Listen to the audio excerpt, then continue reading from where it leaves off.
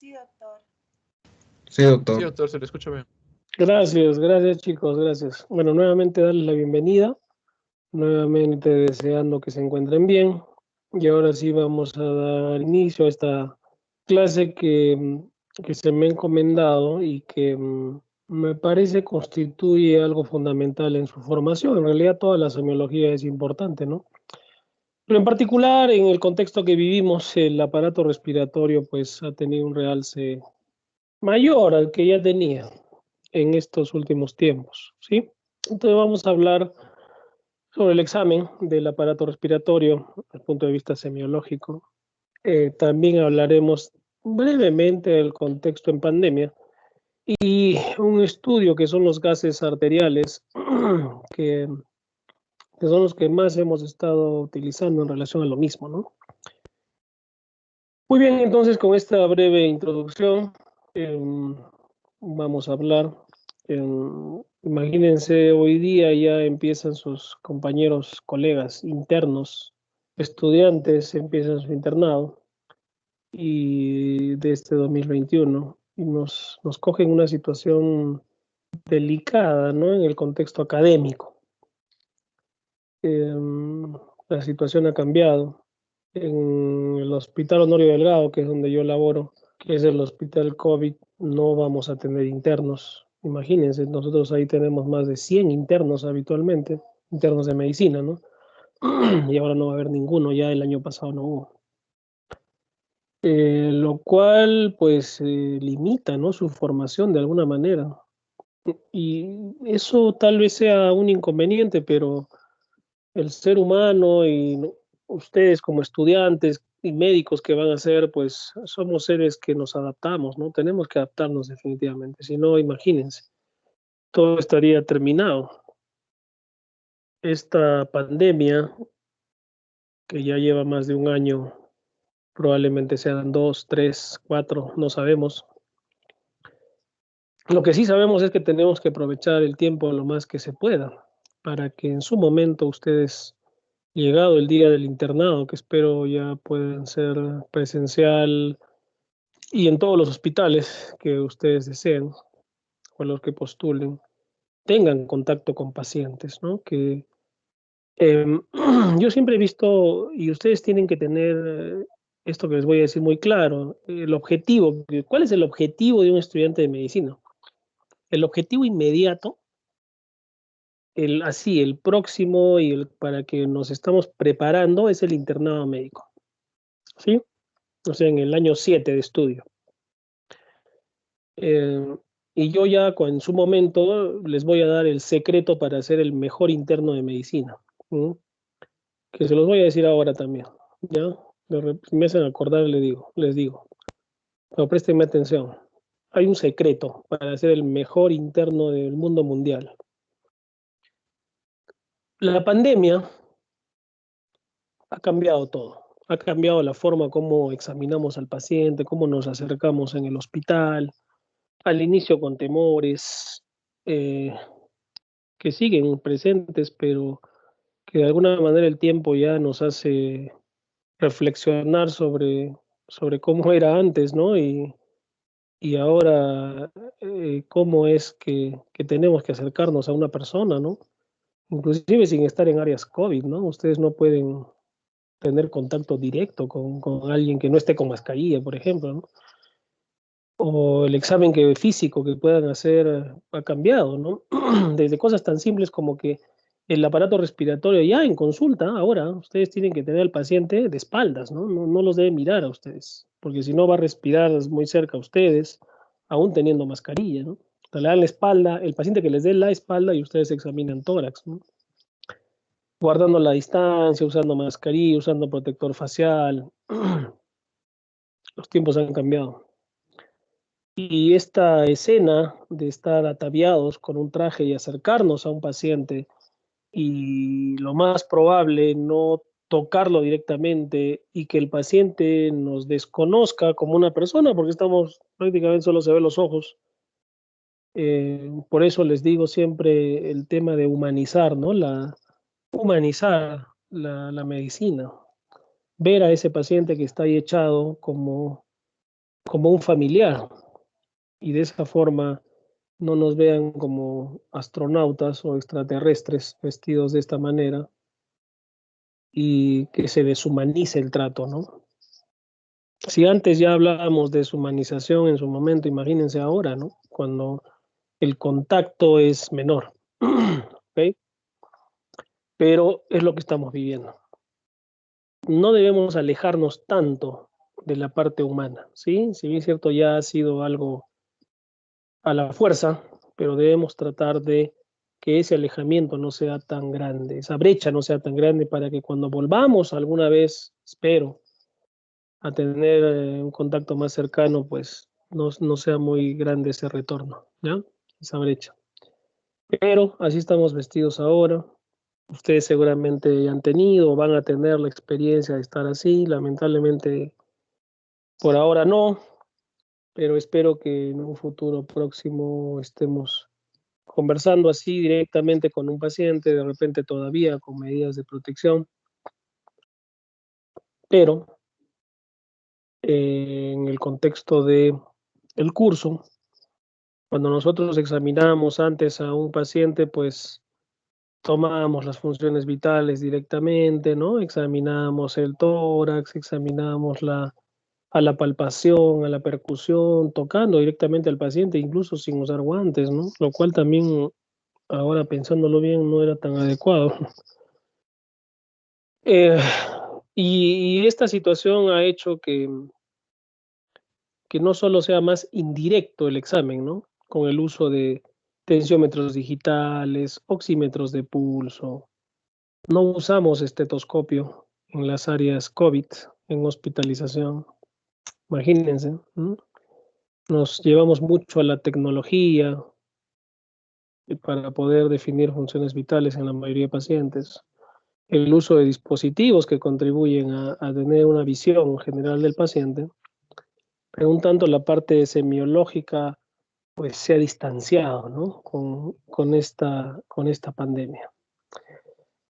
Al punto que tenemos que estar viendo monitores, como les decía, tomando notas y esa distancia que pueden ver en esta imagen, ¿no? Del paciente, donde uno está notando lo que va viendo en el monitor, pero de repente ya el hecho de yo acercarme, hablarle, decirle que respire profundo para que yo escuchar sus pulmones, eh, se ha perdido. Se ha perdido y ustedes deben estar conscientes de ello al momento que sea necesario volver a los hospitales y poder tener ese contacto con el paciente. ¿Okay? Teniendo ese concepto claro, podemos ya introducirnos a lo que puede ser el examen de un paciente en estos tiempos, ¿no? No digo que nunca más vamos a examinar un paciente como se hacía, pero por lo pronto y en los próximos años eso no va a ser posible. Fíjense en este pequeño caso para ponernos ya en una situación real, ¿no? Clínica. Y eso, de alguna manera, es la propedéutica también, ¿no? El curso, semiología y propedéutica, ese puente que nos lleva a la aplicabilidad de la semiología, ¿ok? Es un varón de 21 años que presenta un tiempo de enfermedad de 2 meses con dolor torácico tipo punzada, disnea, fiebre, tos, son signos y síntomas del aparato respiratorio, ¿no? Nos dice que tiene un familiar con tuberculosis. Al examen, los pulmones están con el murmullo vesicular presente, abolido en base de hemitórax derecho, matidez en base de hemitórax derecho a la percusión y a la palpación, las vibraciones vocales están abolidas en base del hemitórax derecho. Con esto, con estos datos, sobre todo desde solo el aparato respiratorio, ¿no? Porque no está el examen físico completo, quiero introducirlos al hecho de la sistematización del examen físico. En medicina todo tiene un orden, no podemos disparar por aquí y por allá, ¿sí? De hecho, la posibilidad de acercarnos a un paciente en esta situación clínica que están observando nos debe dar también un orden, ¿no? ¿De qué? De que ese proceso tiene que ser o va a ser con la inspección, palpación, percusión y ¿no? Definitivamente ustedes van a poder tener claro el concepto de inspección, lo vamos a hablar ahora, qué vamos a usar en ese momento, a la palpación, qué es lo que vamos a hacer, puntos claves, a la percusión usando mis manos, ¿no? Percusión, percutir, ¿no? Y a la auscultación con el uso del estetoscopio, ¿de acuerdo? Hay cosas que les he dicho que han cambiado mucho, pero lo vamos a poner en una situación, digamos, normal, entre comillas, pero también vamos a conversar el examen físico en el contexto de pandemia, ¿ok? Entonces, ¿qué es lo más probable que presente este paciente? Un síndrome de derrame pleural, ¿ok? Ya vamos a verlo y ustedes espero se den cuenta de ello conforme vayamos hablando. Y a este punto quiero decirles que tenemos que aprender sobre todo 3 síndromes importantes, ¿sí? En semiología respiratoria. Uno es el síndrome de derrame pleural que tiene este chico de 21 años, otro es el síndrome de neumotórax y el tercero es el síndrome de condensación, ¿de acuerdo? Entonces, con esos 3 tenemos gran parte de la semiología respiratoria tomada y de hecho que nos va a ser fundamental para una adecuada comprensión. Bien. Dicho esto, vamos a entrar en plano al proceso de examen físico. Entonces hemos hablado de la inspección. La inspección no es más que el término lo dice, ¿no? Inspeccionar, usar nuestros sentidos, principalmente la vista. Observación de la piel, del celular subcutáneo y los músculos, ¿no?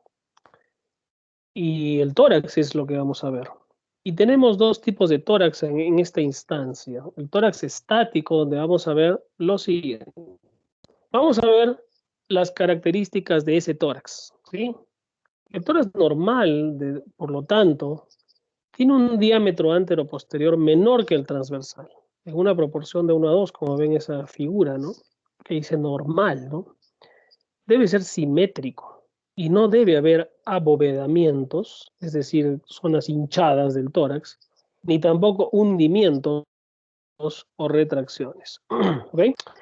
Pero este tórax puede verse alterado por el estado de nutrición, por presencia de cianosis, por uso de músculos accesorios y posiciones antálgicas, ¿no?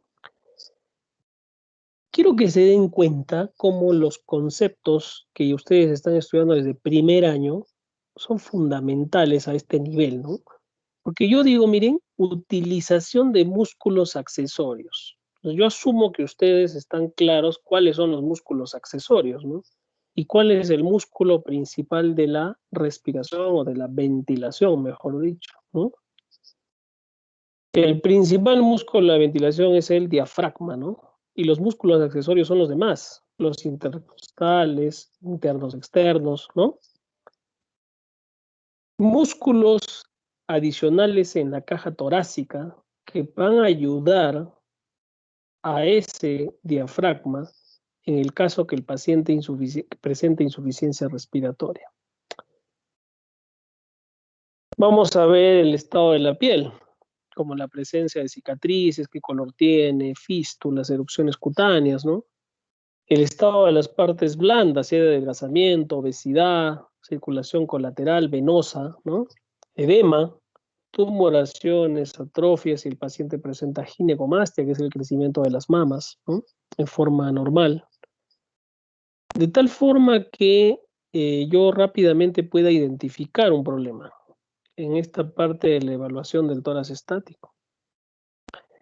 Es así que puedo generar una configuración en relación a deformaciones congénitas o que pueden ser adquiridas, ¿no? Y entramos a los tipos de tórax. Uno de ellos es el tórax paralítico, típico en los pacientes con tuberculosis avanzada. Ojo, la tuberculosis no es que un paciente de tuberculosis lo van a ver así, ¿no? No, igual pasa con el VIH, ¿no? Ese estereotipo del paciente en una cama, desnutrido, ¿no? Eso ya cambió. Pero en el caso de una tuberculosis avanzada, caquéctico, desnutrido, pues puede verse esta configuración de tórax paralítico. ¿Ok? Bien. Otro es el pectum excavatum. donde hay una depresión, ¿no? en el pecho. Es congénito, puede presentarse en el raquitismo también, o adquirido en algunas situaciones en el apéndice sifoides, por eso se le llamaba también el tórax del zapatero, ¿no? Este tórax del zapatero, porque los zapateros suelen usar para trabajar con el zapato en el pecho, ¿no? Y ahí están golpeando luego el martillo. Más la mayoría son de tipo congénito. El tórax rectum carinatum, tórax en quilla, también se llama en pecho de paloma o de pollo, ¿no? Hay una prominencia a nivel esternal, es de tipo congénito.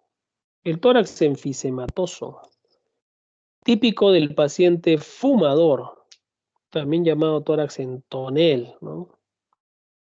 Este paciente presenta enfisema pulmonar, o sea, una destrucción de las uniones entre los alveolos, ¿no? Que genera esta deformidad de tórax que parece un tonel, ¿no? Los diámetros antero-posterior y transversal se igualan. El tórax raquítico, con un diámetro antero-posterior alargado, ¿no? Y un transversal estrechado. Se puede ver el rosario costal, las costillas se ven como un rosario, ¿no? Típico del raquitismo, niños con que pueden nacer con desnutrición. De hecho, estos pacientes suelen ser de madres que han presentado alteraciones nutricionales o malos controles ginecobstétricos, ¿no? El tórax escoliótico, un tórax deforme completamente, tanto en el plano sagital como coronal, ¿no? De la columna. Hay una combinación de cifosis y escoliosis. Un hombro puede estar más elevado que el otro. Esto va a llevar, de hecho, a alteraciones de los órganos en la caja torácica, ¿no? El corazón, los pulmones. Se ve en el raquitismo, en el mal de Pot, también algunas actitudes viciosas en personas ya de tercera edad, ¿no? Que pueden presentar esas alteraciones por el tiempo y el trabajo, las actividades que realizan. También en el tórax estático podemos ver abovedamientos que no son más que aumentos de la circunferencia de ese lado del hemitórax, como presencia de derrame pleural, neumotórax, tumores, ¿no? Y eso puede llevar pues a la presencia de abovedamientos o retracciones donde los diámetros se estrechan. Por ejemplo, en una telectasia pulmonar, donde el pulmón como que se encoge, ¿no? Y en una fibrotórax por tuberculosis. Bien. En el tórax dinámico, que lo primero que hemos visto entonces es el tórax estático, pero en el dinámico vamos a ver el análisis de los movimientos del tórax con la respiración, ¿no? Su nombre lo dice, ¿no? Dinámico. Evaluamos tipo, frecuencia, ritmo, amplitud, simetría y signos de dificultad respiratoria. Muy bien. Para esto tenemos que saber cómo es la respiración normal. Es pausada, lenta, ¿no? Tranquila. Lo normal es 12 a 20 respiraciones por minuto. La relación inspiración-expiración es de 1 a 2. Y el promedio del volumen corriente, que no es más que la entrada y salida de aire de los pulmones, es entre 350 y 500 mililitros, ¿no? También se llama esto volumen tidal, que es lo mismo que decir volumen corriente. Son sinónimos, ¿ya? Los tipos respiratorios en condiciones normales, pues en la mujer es costal superior, en el hombre es costoabdominal, en el niño es más abdominal. La frecuencia respiratoria, que no esto sí les digo, hay que contarla cuando examinemos al paciente siempre en 1 minuto. Y en el caso de pacientes COVID, peor todavía. O sea, es fundamental ver la frecuencia respiratoria, ¿no? Es un criterio de pronóstico. No es lo mismo que un paciente empiece hoy día con la enfermedad con 20 respiraciones por minuto y en la noche presenta 30 respiraciones por minuto. ¿Okay? La frecuencia respiratoria es uno de los signos de mal pronóstico más importantes. Si ustedes ven un paciente pálido, que no esté sangrando obviamente, ven otro ictérico y uno agitado, ¿a quién atenderían primero, no? Al paciente agitado, porque lo más probable es que vaya mal y tenga complicaciones pronto. Taquipnia, por lo tanto, es el aumento de la frecuencia respiratoria. ¿Ok? Bradipnia es la disminución de la frecuencia, es la disminución de la frecuencia respiratoria. Más de 20, menos de 12. La amplitud es el aumento del ingreso de aire a los pulmones, ¿no? Uno amplía la capacidad respiratoria. Una respiración profunda se llama batipnia cuando aumenta y cuando disminuye hipopnia o respiración superficial. Y esta respiración superficial se da típico, es un signo de dificultad respiratoria, ¿sí? El ritmo respiratorio, tenemos 3, Cheyne-Stokes, Biot y Kussmaul. De estos 3, el que siempre se pregunta en los exámenes, y quiero que es el que me aprendan ahora, es el de Kussmaul. Es una inspiración ruidosa con una pausa, luego una expiración corta y quejumbrosa. Porque esta es la llamada respiración acidótica. ¿Ok? Acidótica. El paciente está agitado, pero es una inspiración ruidosa, profunda, ¿no? Con una expiración corta, pero se le ve agitado. Esto sucede comúnmente en el paciente con una diabetes descompensada con cetoacidosis diabética, ¿no? De allí su importancia y su trascendencia, ¿no? En clínica. También se puede ver en un paciente renal que presenta alteración en el metabolismo del bicarbonato, ¿no? Un intoxicado por aspirina, un intoxicado por metanol, ¿no? Causas comunes de acidosis metabólica y que generan esta respiración acidótica o de Kussmaul. ¿Ok?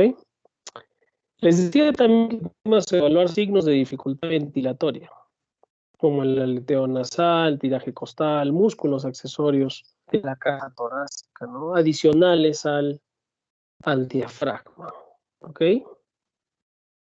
Bien. Entonces hasta ahí hemos podido ver la inspección.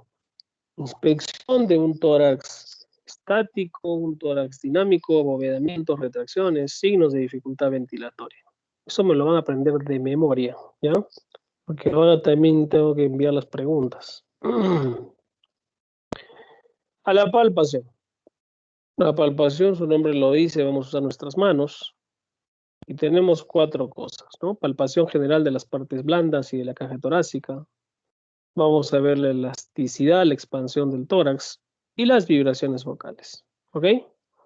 Esos 4 puntos voy a evaluar a la palpación, no solo las vibraciones vocales. Recuerden eso.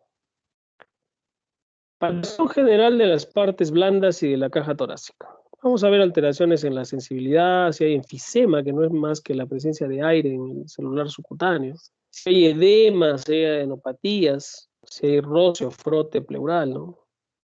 Vamos a evaluar la elasticidad y la expansión, y eso se evalúa, su nombre lo dice, elasticidad. Un cuerpo elástico es aquel que tú lo deformas y vuelve a su forma original, ¿no? De ahí viene su nombre, el tórax es elástico.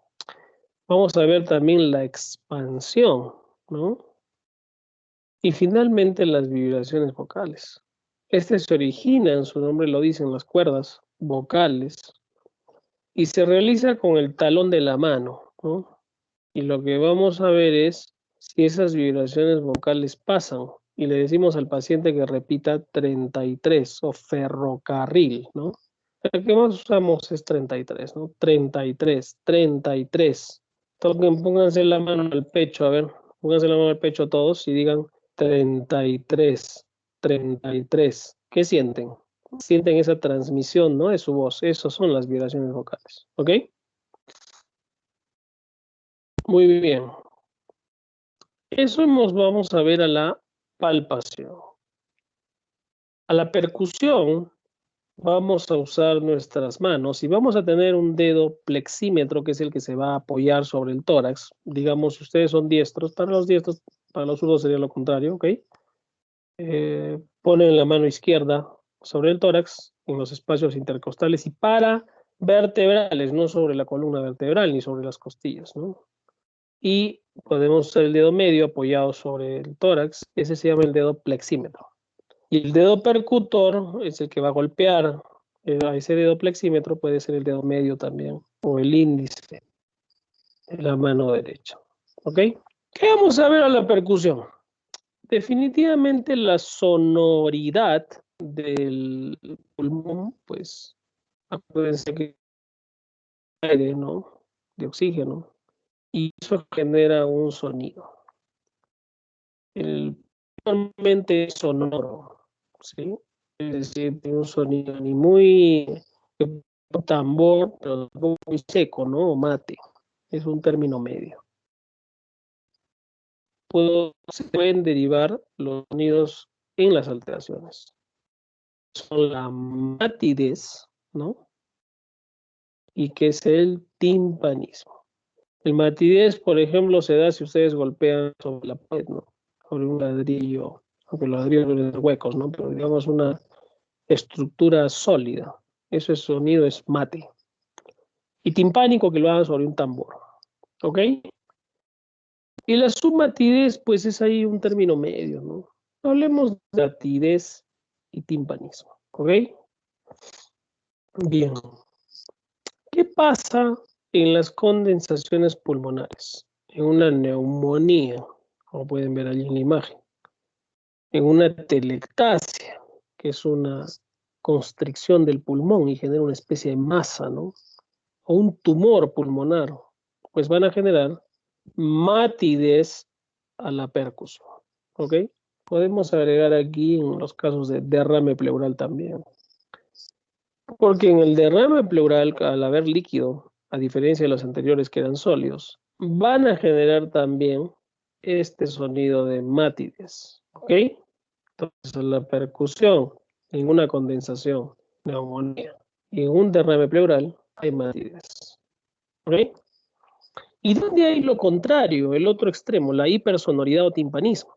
En el enfisema, presencia de grandes cavidades o bulas, ¿no? Que son huecos que pueden haber en el pulmón, y en el neumotórax. Este último es el más común, ¿no? Que suele ser la pregunta de examen, ¿no? Que haya la percusión en el neumotórax, ¿no? Hay hipersonoridad o timpanismo, son sinónimos. No se olviden. Finalmente, ¿qué encontramos a la auscultación? ¿Y qué voy a usar para la auscultación? Mi estetoscopio, ¿no? Y el estetoscopio tiene las olivas que van hacia los oídos y en la parte distal el diafragma y la campana. Algunos traen ahora solo diafragma. Y voy a utilizarlo para evaluar los ruidos respiratorios, ¿ok? Empecemos por los normales, ¿no? En primer término, el soplo glótico o respiración laringotraqueal, ¿no? Que se da a nivel del cuello, ¿no? En la tráquea. El murmullo vesicular, que es la respiración a nivel de todo el pulmón, ¿no? De los dos pulmones, suave, de tono bajo. Predomina en la inspiración, ¿no? Le dicen al paciente, inspire, inspira, y ustedes con el estetoscopio sienten el murmullo vesicular. Respiración broncovesicular, que es la superposición del laringotraqueal y el murmullo vesicular con una intensidad intermedia. Esos tres son los ruidos respiratorios normales, no se olviden. Donde obviamente el que más describimos es el murmullo vesicular, ¿no? Pero todo lo normal pues tiene agua normal. Vamos a ver las alteraciones del murmullo vesicular en primer término. Lo primero es que se reemplace ese murmullo vesicular por otros ruidos, ¿no? Como soplo tubario, soplo pleural, cavernoso, anfórico. Y los ruidos agregados o adventicios, ¿sí? Son dos alteraciones entonces. Puede haber una tercera que es en la transmisión de la voz, ¿no? Al momento de auscultar, que también vamos a verla. Las alteraciones del murmullo vesicular, por lo tanto, puede ser que este aumente, disminuya, ¿no? En el caso de una patología que podemos ver o que no haya murmullo vesicular. ¿Cómo así? ¿En qué situaciones vamos a ver aumento o a escuchar con el estetoscopio aumento del murmullo vesicular? Cuando haya hiperventilación, ¿no? Cuando el paciente está agitado. Que eso puede ser algo normal, ¿no? En el ejercicio, en una acidosis con la respiración de Kussmaul, o una hiperventilación supletoria, ¿no? Que es el caso de ese paciente que necesita oxígeno, ¿no? Por el COVID, por ejemplo, un COVID severo. Disminución o abolición del murmullo vesicular. Hay alteraciones en la producción, por ejemplo, hipoventilación, enfisemas, atelectasias, neumonías. No hay murmullo, no pasa. O en la transmisión, un paciente muy obeso, ¿no? Grandes derrames, o un paciente con neumotórax. No voy a sentir el murmullo vesicular. Ajá. Entonces, en un derrame grande pleural y en un neumotórax, ese murmullo vesicular seguramente va a estar abolido, ¿ok? En una neumonía va a estar abolido. Interesante. Reemplazo del murmullo vesicular por otros ruidos. ¿Qué pasa en un paciente con neumonía? No existe ese murmullo vesicular y más bien se presenta el llamado soplo tubario, que es una condensación pulmonar, una neumonía, y lo que hace es transmitir de mejor manera ese sonido y se hace más fuerte como si ese sonido del aire que está entrando a esa neumonía pasara por una botella, ¿no? Y suena como un soplo, como si ustedes estuvieran soplando en el pico de una botella, ¿no? Llamado soplo tubario. El soplo pleural, que es una variante del soplo tubario menos intenso y tiene una tonalidad en E, se escucha y es típico que se escuche este soplo de derrame pleural o soplo N en el nivel de un derrame pleural. El soplo cavernoso, ¿no? Un paciente que tiene en el pulmón un hueco, típico en las cavernas por tuberculosis. O el soplo anfórico. En el caso similar, ¿no? Paciente con una gran caverna a nivel del pulmón. Que no lo vemos ya tan habitual, pero deben saberlo. ¿Y cuáles son los ruidos agregados? Esto es de memoria también, por favor, que lo aprendan, pero que lo entiendan, bueno, que lo sepan de memoria y que lo hayan entendido. Tenemos los estertores secos y los estertores húmedos. Son los ruidos agregados, también llamados adventicios, ¿ok? Los estertores secos son los roncantes y los sibilantes, que no son más que producidos por la disminución del calibre de los bronquios, ¿no? Y van a generar sonidos tipo ronco o silbidos, que son los sibilantes. Y tenemos los estertores húmedos, como los crepitantes y los subcrepitantes, y estos son escuchados en el caso de los crepitantes, al final de la inspiración. Al final de la inspiración, esa suele ser una pregunta de examen. Y se auscultan en una neumonía, en una paciente con congestión pulmonar o fibrosis pulmonar. Esa también suele ser una pregunta, ¿no? Los crepitantes no son exclusivos de la neumonía, sino se pueden presentar en 3 patologías, ¿no? En neumonía, congestión o edema pulmonar y en patología intersticial o fibrosis. ¿Ok? Y los subcrepitantes se originan a nivel bronquial, pueden ser finos, medianos, gruesos. Y esto es interesante, se auscultan en ambos tiempos de la respiración, o sea, la inspiración y en la expiración, y los crepitantes al final de la inspiración. Hay otro ruido agregado que es el frote pleural, que se da en el roce de las pleuras al inicio de un derrame pleural, en una pleuritis aguda, ¿no? Antes que se llene de líquido, porque una vez que se llene de líquido ese espacio ya las pleuras no van a rozar. Finalmente, la auscultación de la voz. Normalmente no se distinguen con claridad las vocales, las consonantes, ni la articulación de las palabras. Si tú pones el estetoscopio en el pulmón y le dices que diga una palabra. Y esto hay que relacionarlo a la evaluación de las vibraciones vocales, ¿no? Con las manos. Estas van a disminuirse o abolirse en atelectasias, neumotórax, derrame pleural o paciente muy obeso, ¿no? Y de estos quiero que me aprendan la pectoriloquia. Fíjense, la pectoriloquia, donde la voz se oye clara y fuerte, típico en las neumonías. Pectoriloquia, voz se oye clara y fuerte en neumonías, condensaciones pulmonares. Y la pectoriloquia áfona, que es la voz cuchicheada, o sea que el paciente diga, por ejemplo, 33, 33, 33. ¿sí? Esa es la voz cuchicheada, que se va a incrementar también, o se va a escuchar su presencia en las condensaciones pulmonares, en neumotórax, en derrames pleurales, ¿ya? Muy bien. Entonces, hemos visto en la inspección del tórax estático, tórax dinámico, ¿no? El abovedamiento, las retracciones o signos de dificultad ventilatoria que puedo ver a la inspección. A la palpación que voy a usar mis manos, ¿no? Para evaluar no solo las vibraciones vocales, sino también que las características de la estructura de la caja torácica al tocarla y alteraciones que pueda haber como efisemas o alteraciones a nivel muscular, óseo, ¿no? Pero también la elasticidad y la expansión a la palpación, ¿no? Además de las vibraciones vocales, que no es más que la transmisión de la voz o de ese sonido que nace en las cuerdas vocales. ¿Ok? Muy bien. Y después de la palpación hablamos de la percusión, ¿no? Y en la percusión otra pregunta suele ser, ¿no?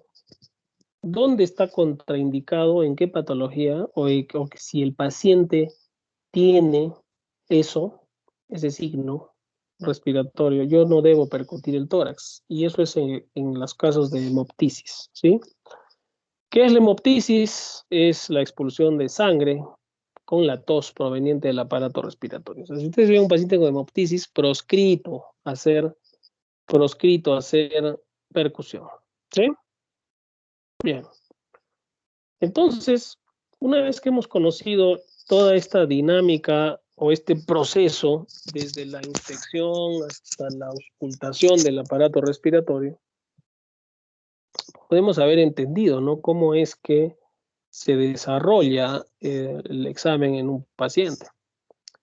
Lógicamente, pues esto en condiciones normales, pre-pandemia, ojalá post-pandemia se puedan volver a hacer.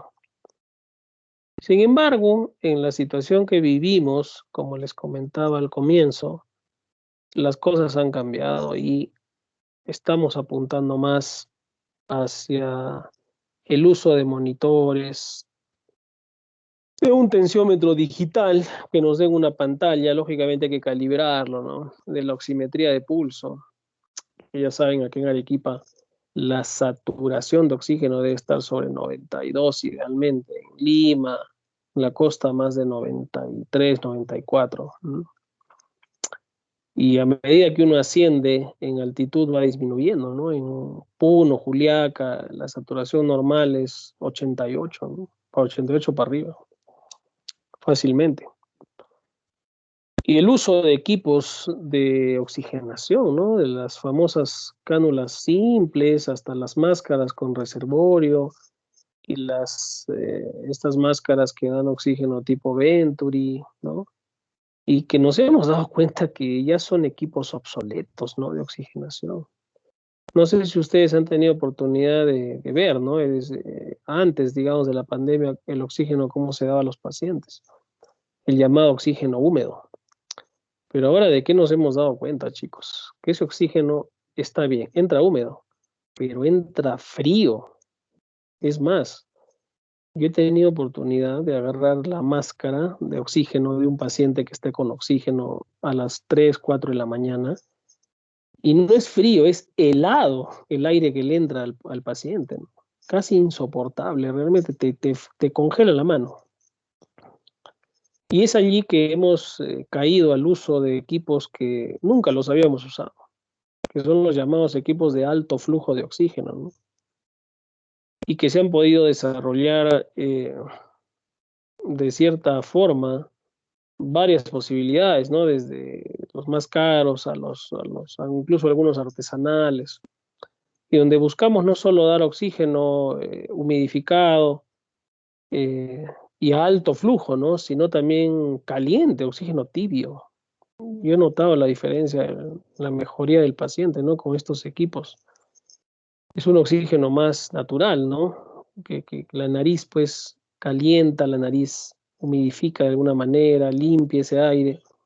Estos aparatos te entregan un aire más puro, húmedo y caliente. El paciente se siente más cómodo, ¿no? y por ende ayuda pues a la recuperación del mismo, ¿no? Son los famosos equipos de alto flujo de oxígeno, ¿no? Y pues quería mostrarles una. De hecho que nosotros al momento de evaluar un paciente desde el punto de vista clínico, también vamos a necesitar exámenes auxiliares. Normalmente un examen para poder, usado mucho, ¿no? Para evaluar a un paciente con patología respiratoria son los gases arteriales, que lo usamos cualquier cantidad, ahora más sobre todo, ¿no? Incluso hay unos aparatos ahora portátiles, ¿no? Que entran en tu mano, tú le sacas la sangre al paciente, pones una gotita en un cassette, como un cartucho, se introduce ese cartucho al aparato este que es portátil y te da el resultado de gases, ¿no? Es una maravilla. O sea, el resultado lo tienes de inmediato. ¿Y qué vamos a medir? La presión arterial de oxígeno. O sea, ya no la saturación que les decía, ¿no? Más de 92%, ¿no? Y la saturación mide la saturación de oxígeno de la hemoglobina, ¿no? Con un dispositivo infrarrojo. En cambio, esta máquina de gases nos va a medir la concentración de oxígeno en sangre directamente, ¿no? La PO2. Una PO2 mayor de 60 se condice con una saturación mayor a 90. ¿Ok? Evidentemente, una PO2 más baja nos dice que el paciente está pues yendo mal, ¿no? O tiene un problema serio. También nos va a medir la PCO2, que es la presión parcial de CO2, de este gas en sangre, el bicarbonato y los electrolitos, sodio, potasio, cloro. En la situación que vivimos, pues la hipoxemia es lo que predomina, ¿no? Pregunta de examen, ¿no? ¿Qué es lo que pasa en los pacientes con COVID severo? Tienen todos hipoxemia, por eso están recibiendo oxígeno. O sea, en los gases arteriales yo voy a encontrar hipoxemia, ¿ok? Y esa hipoxemia es la que voy a tratar. Inclusive surgió un concepto ahora de la hipoxemia o de la falta de oxígeno, pero el que el paciente se encuentre tranquilo, ¿no? La llamada hipoxia feliz, ¿no? Hipoxemia feliz. Tú el paciente lo ves tranquilo, no tiene problemas, nada, pero le mides unos gases, pues tiene 50 de PO2, ¿no? Y eso lo hemos visto muy frecuentemente.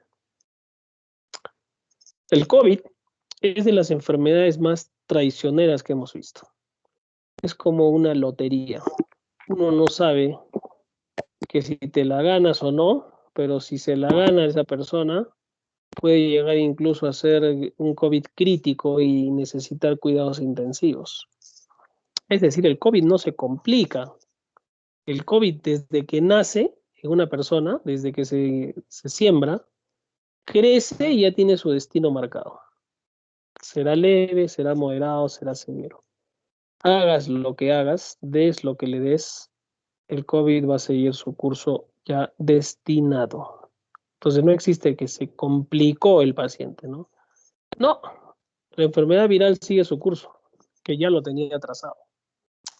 Pero entonces, doctor, no existe nada para el COVID, yo le quiero dar vitaminas, ivermectina, dióxido de cloro, antibióticos, ¿no? No, pues ninguna de esas cosas ha demostrado que sirva. Además, el COVID es un virus, no tiene por qué ser tratado por antibióticos. Y la ivermectina, bueno, ya se ha hablado mucho al respecto, ¿no?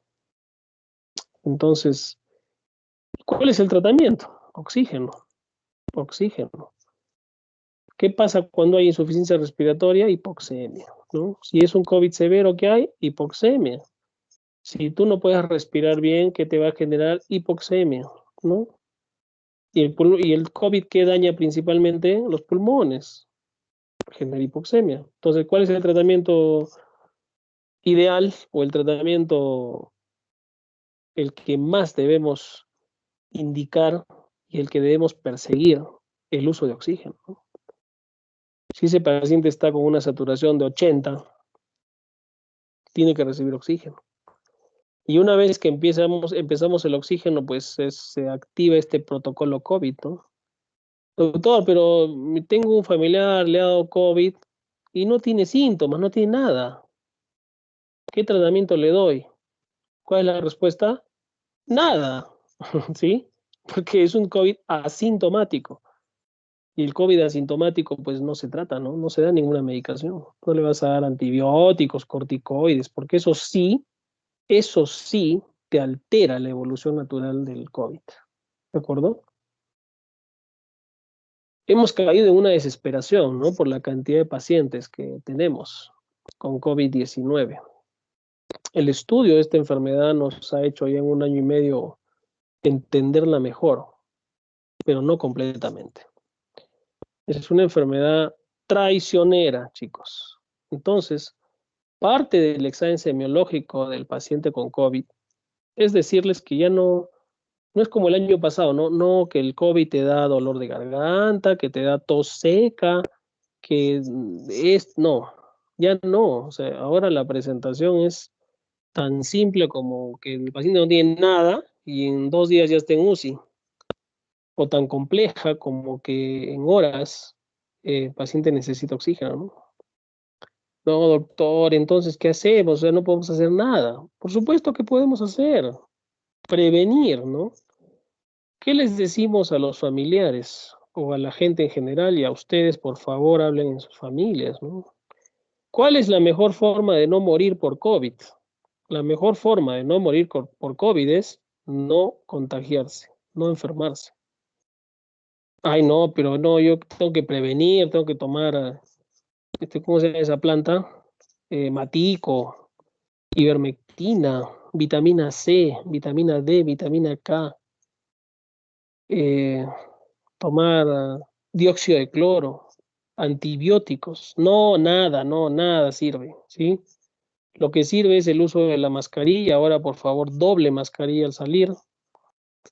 Sirve lavarse las manos, sirve la distancia. El protector facial no sirve, salvo que vayas a entrar a áreas COVID a ver pacientes, pues, ¿no? Que es donde se generan aerosoles. Pero eso de entrar al mall con protector facial, eso no sirve. Creo que ya lo han quitado ya de la norma, porque era algo ilógico, absurdo. Pero sí tu mascarilla doble, ¿ok? Alejarte de la gente, lavarte las manos, ¿de acuerdo? Eso por favor difundan, ¿ya?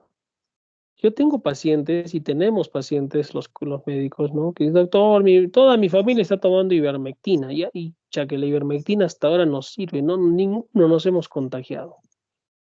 No es la ivermectina la que ha hecho que no te contagies. La que ha hecho que no te contagies es que te estás cuidando bien, ¿no? Doctor, pero lo que no entendemos es por qué todos estamos con diarrea. No sé por qué. Debe ser una infección. No, es la ivermectina. La ivermectina es un antiparasitario y que tiene efectos adversos, ¿ya? Es un muy buen medicamento, lo usamos en la sarna, este bicho, el Sarcoptes scabiei, ¿no? Uf, perfecto. En veterinaria también lo usan un montón para los parásitos de los animales, ¿no? Pero para el COVID, no, no sirve. Por lo menos hasta ahora no hay estudios que lo demuestren, ¿no? De repente más adelante, quién sabe. Pedimos nosotros también exámenes de inflamación, ¿no? El paciente con COVID, pues está inflamado. El paciente también con una neumonía, con tuberculosis, con cualquier proceso infeccioso, con cualquier germen, genera inflamación, ¿no? Y son el dímero D, la ferritina, proteína C reactiva. Falta la procalcitonina, ¿no? Ahí que también genera inflamación, ¿no? Y esa inflamación pues se traduce en todos los síntomas que presenta el paciente, ¿no? Fiebre, tos, dolor de cabeza, malestar general, dolor del cuerpo, es un proceso inflamatorio, ¿no? Que puede llegar obviamente hasta la llamada tormenta de citoquinas, ¿no? Donde el paciente pues entra en un descalabro inflamatorio tan severo que ese destino que tenía ese COVID se acelera al punto del paciente requerir manejo en cuidados intensivos.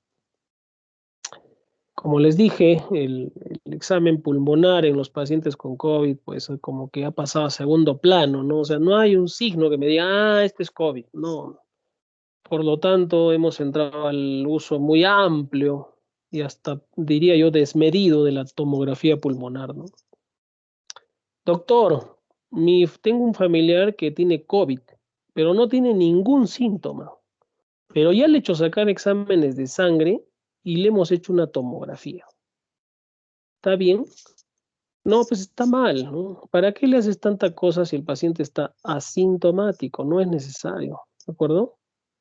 Paciente asintomático no necesita exámenes, no necesita tomografía. Entonces, ¿qué necesita? Nada. Alimentarse bien, aislarse porque va a contagiar a su familia, usar su mascarilla. Doctor, ¿se puede bañar mi familiar?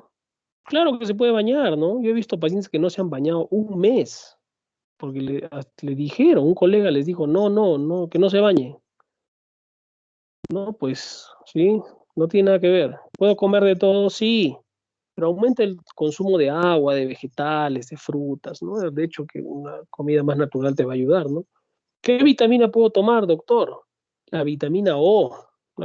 ¿Conocen la vitamina O? Es la olla, ¿ok? Ninguna otra vitamina, todo se va a ir por la orina. ¿Y qué pruebas me hago, doctor? Las pruebas COVID, no sé qué hacerme. La prueba antigénica, la serológica, la prueba molecular. De hecho que eso ya desde el inicio de la pandemia se habló, ¿no? Lógicamente el gobierno hacía todo lo contrario, hacía lo que le decían los que sí sabían, hacía todo lo al revés. Las pruebas serológicas de anticuerpos, chicos, en el paciente o para buscar pacientes con COVID, no sirven, ¿sí? Más sirven para seguimiento, ¿no? Para ver si tuviste COVID, pero para diagnóstico no sirve. De allí se han derivado otras pruebas más directas, como la prueba antigénica. La prueba antigénica sí tiene una sensibilidad alta, ¿no? Casi el 90%.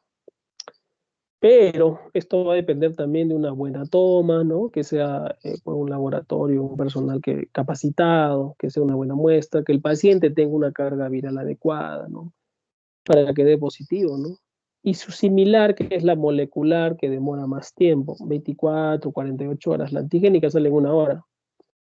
La molecular, pues, tiene una sensibilidad un tanto mayor, pero también va a depender de los mismos factores, ¿no? Técnicos, humanos, ¿no? ¿Qué laboratorio la hace? ¿Qué técnica usa? A esta fecha, pues, ya casi no se hacen pruebas serológicas, ¿no? La mayoría ahora están haciendo antigénicas, ¿no? Para diagnóstico. ¿Y puedo tener una prueba antigénica negativa y tener COVID? Claro, porque si fallan esos factores que les digo, puede ser que sea un falso negativo, ¿no? Y el paciente está con tos, con fiebre. ¿Qué hago? Una prueba molecular. Tómale una tomografía. Ahí sí, porque está agitado, satura 80. Pucha, pero la antigénica es negativa, no es COVID. Hazle una tomografía, hazle una molecular. ¿No? Ahí cambia el contexto y la situación. ¿Ya? Entonces, la semiología que rodea al paciente con COVID, se dan cuenta, se apoya más en el diagnóstico laboratorial, imagenológico, ¿no? Porque el cuadro clínico en sí no es típico de COVID. O sea, no va a haber un signo que me diga el paciente tiene COVID, ¿no? No. Pero entonces, ¿qué hago, doctor? Hay que cuidarse y evitar contagiarse lo más que se pueda hasta que todos estemos vacunados, que será en el 2030. Porque ahora, mientras más gente se enferma, los hospitales colapsan, no hay cama para todos, menos camas UCI, menos. Todo el día hoy día me han llamado por una cama UCI, Dios mío, o sea, realmente hasta parece apocalíptico, como que la destrucción de la humanidad, realmente, o el inicio, ¿no? Ah, mentira, no se asusten. Ustedes van a terminar su carrera, van a ser médicos y van a descubrir la cura. El punto es que la semiología da un vuelco, ¿no? Con esta enfermedad. Nos ha hecho reflexionar sobre la vida, sobre las prioridades en la vida. Nos ha hecho reflexionar sobre la humanidad y el humanismo que hay que tener. Nos ha hecho reflexionar sobre tratar a un paciente como si fuera mi familia. Les voy a contar un caso, ¿no? Ayer estaba de guardia y se hospitalizó una pareja de esposos. Al, el varón estaba más grave y por eso lo subimos a terapia de alto flujo. Y la esposa quedó en triaje, que está más estable, y queríamos ponerle en una cama de hospitalización de sala común, ¿no? Y la esposa se pone mal. Le cae la saturación, parece que es un TEP. un tromboembolismo pulmonar, el hecho de que necesitaba ir a UCI. No había cama UCI, no había cama en alto flujo, un desastre. Se muere la esposa. Ya se muere la esposa, el esposo le tenemos que decir, jóvenes, ¿ah? Le tenemos que decir al esposo, el esposo echa un llanto terrible, que susciten hijos chiquitos, una desgracia. ¿No? Imagínense ese panorama, ¿no? Semiológico. Y nos pide irla a ver a su esposa, que quería despedirse. No, que no se puede, que cómo va a ser eso, que cómo lo vamos a llevar. A patología quería ir a verla, que estaba en una bolsa negra ahí. Bueno, tanto lloraba el pobre hombre que lo hemos bajado, lo hemos llevado, y una escena muy, muy triste realmente. Hemos ido a patología, chicos, hemos abierto la bolsa, la ha visto a su esposa, la ha besado, se ha despedido. Qué feo realmente lo que nos ha tocado vivir, chicos. Y ustedes, yo les pido que humanicen su estudio de la medicina, que uno no sabe lo que sucede hasta que le pasa, y que sean no médicos que estudien demasiado, sean genios, ¿no? Sino sean, bueno, háganlo también es por ese lado, ¿no? Pero sean más humanos, o sea, eso es lo que necesitamos en nuestra profesión, ¿no? Eh, Estoy seguro que ustedes lo van a hacer, todos son muy buenos chicos y no lo dudo. Y les apuesto que sí van a tener incluso más éxito, ¿no? La parte académica, ustedes son estudiosos, o sea, eso ya viene por añadidura. Doctor, pero yo quiero tener plata. Eso ni se preocupen. Ustedes no van a tener carencias con la carrera que están estudiando, así que eso cae por defecto. La parte no, eso a veces uno no lo habla, no lo conversa. No, a mí que eso que me interesa, yo quiero estudiar, quiero, quiero ser científico, quiero ser cirujano de mano derecha.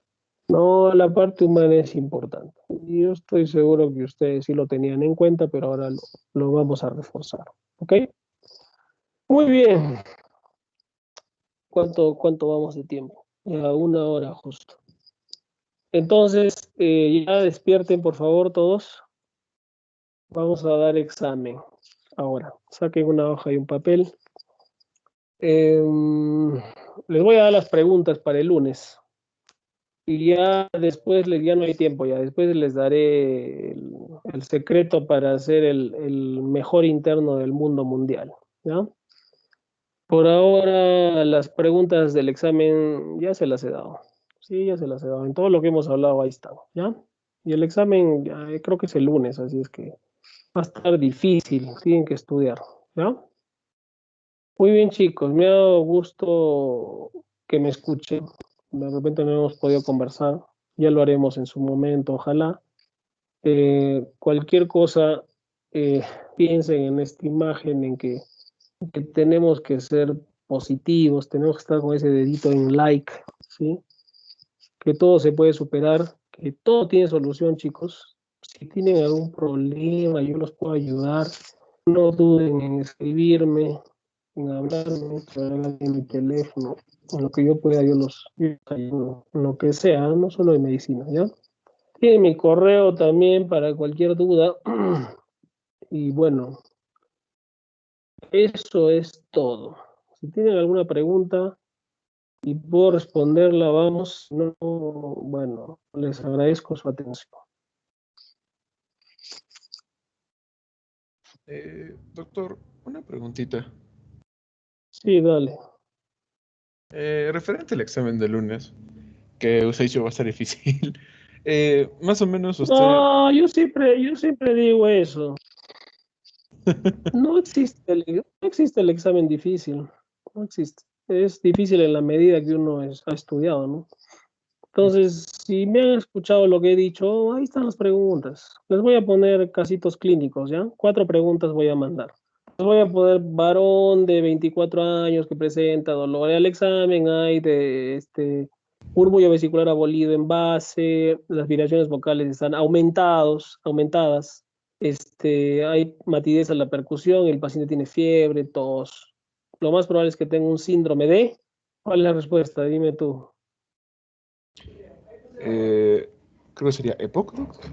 No, me estoy confundiendo, creo. No, es condensación. Les he dicho Condensación. 3 síndromes: condensación, derrame pleural y neumotórax. Esos 3 aprendan, ¿ya? Les voy a pasar mis diapositivas a su delegada, ¿ya? Léanlas de memoria, pero de memoria para aplicarla, ¿ya? Y apréndanme bien el síndrome. Les voy a preguntar los 3 síndromes, ya. El síndrome de derrame pleural, de neumotórax y de condensación. Eso en el sentido clínico de diagnóstico. O sea, cualquier pregunta en base a ellos, ¿ya? En la semiología de esos. Sobre todo que haya la inspección, palpación, percusión y auscultación, ¿ya? Y les voy a preguntar, la cuarta pregunta va a ser sobre otro caso clínico, tiene que ser, sobre los crepitantes. Ya está. Ya, fácil, ya. Te voy a saquen 20. Pero todo en un contexto clínico. ¿De acuerdo? Pues tranquilo, no van a morir. Otra pregunta. Nada más. Muy bien, chicos. Entonces, ha sido un gusto saludarlos, aunque sea por esta vía. Cuídense mucho. Difundan, por favor, medidas de seguridad en su familia. Por favor, háganlo. No quiero que me llamen, doctor, necesito una cama UCI, porque no hay. Y eso, la verdad, genera angustia y es un drama. Cuídense, por favor. Y bueno, les reitero, cualquier cosa que necesiten me la hagan saber, ¿ya? Y estudien ahora, me tienen hasta estudiar toda la noche, mañana, a sacarse 20. Hay videos en internet, bueno, están en YouTube, de La Sala. El doctor se apellida así, La Sala. Busquen semiología de La Sala, ¿ya? Vean lo del aparato respiratorio también. Pues, está toda la semiología, ¿no?, en videos. Están en YouTube. Semiología de La Sala. Y ya si aprueban, les digo el secreto para ser el mejor interno del hospital donde vayan. Muy bien, chicos. Cuídense. Que les vaya bien. Un abrazo para ustedes. Chao. Gracias. Gracias, Muchas gracias, gracias, doctor. doctor. Hasta Gracias. luego. Hasta luego.